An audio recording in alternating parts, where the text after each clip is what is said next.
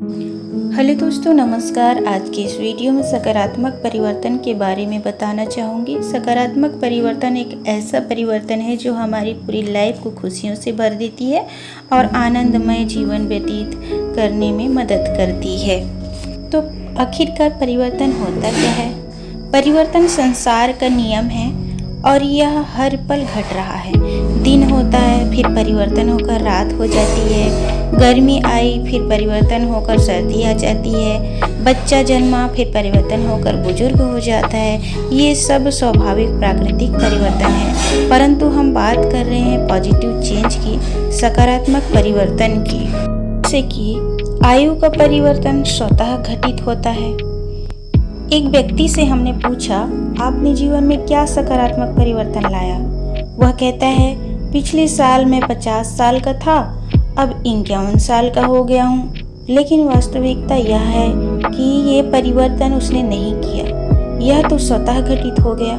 हम सोए रहे, कुछ भी न करें, तब भी आयु का परिवर्तन तो हो ही जाएगा।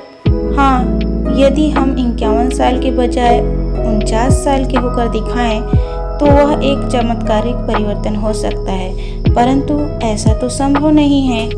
क्या हम परिवर्तन के साथ मन पर नियंत्रण रख पाते हैं? तो फिर सकारात्मक परिवर्तन किसे कहते हैं? इसे समझने के लिए पहले हमें यह जानना होगा कि हम कौन हैं। हम वास्तव में शरीर को चलाने वाली शरीर से भिन्न एक चेतन आत्मा है। आत्मा की 3 सूक्ष्म शक्तियां हैं, मन, बुद्धि और संस्कार। इन तीनों शक्तियों में वैचारिक, वाचिक और कार्मिक तल पर सकारात्मक परिवर्तन लाना ही पॉजिटिव चेंज है।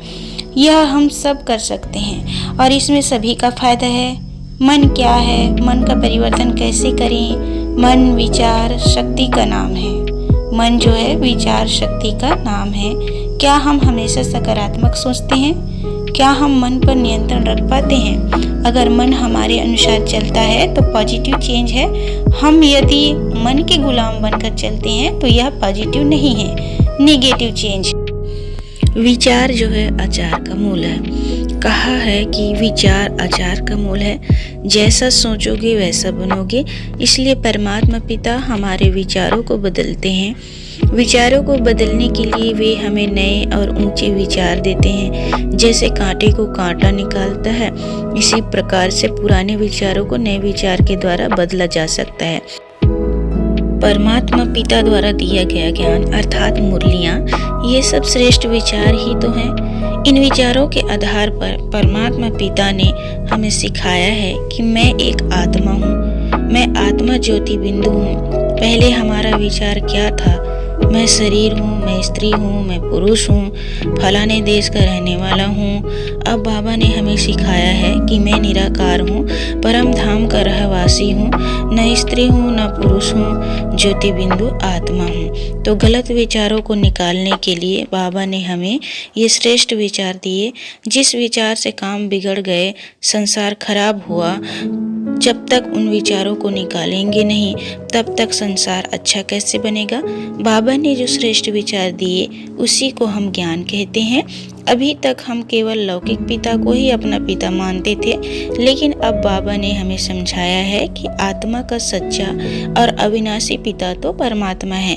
बाबा ने आकर के नए विचार दिए, उनको पकड़ के हमारे कर्म बदल गए हैं। बुद्धि का सकारात्मक परिवर्तन कैसे करें? मन के साथ साथ बुद्धि भी आत्मा की शक्ति है और बुद्धि का भी सकारात्मक परिवर्तन अनिवार्य है। बुद्धि निर्णय करती है। कई बार हम ठीक निर्णय न कर पाने के कारण पुरानी मान्यताओं की आड़ में गलतियों को ढोते रहते हैं, पर नहीं, समय के अनुसार हमें बदलना चाहिए।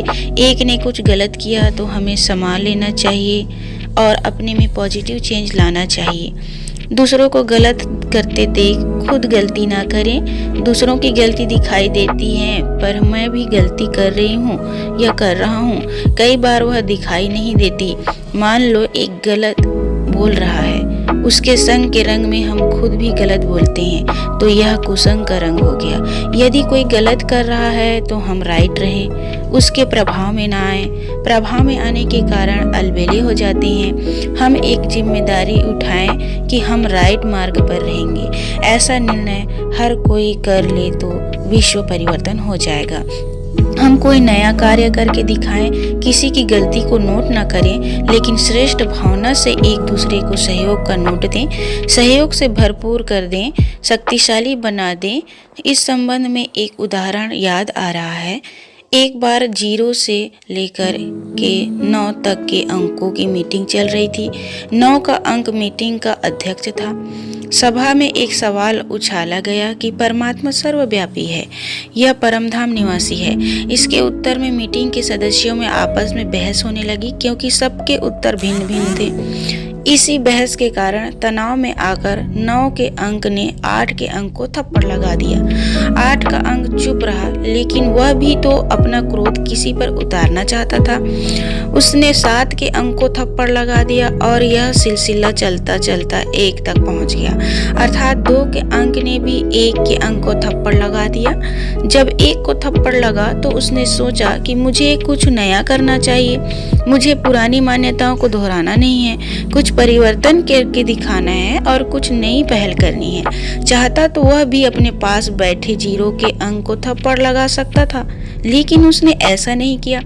उसने नया रास्ता अपनाया। उसने पास में बैठे 0 के अंक को गले से लगा लिया और इस प्रकार से दोनों मिलकर के 10 हो गए और अब अध्यक्ष की कुर्सी 9 के अंक से छिन गई और यह 10 का अंक अध्यक्ष बन गया।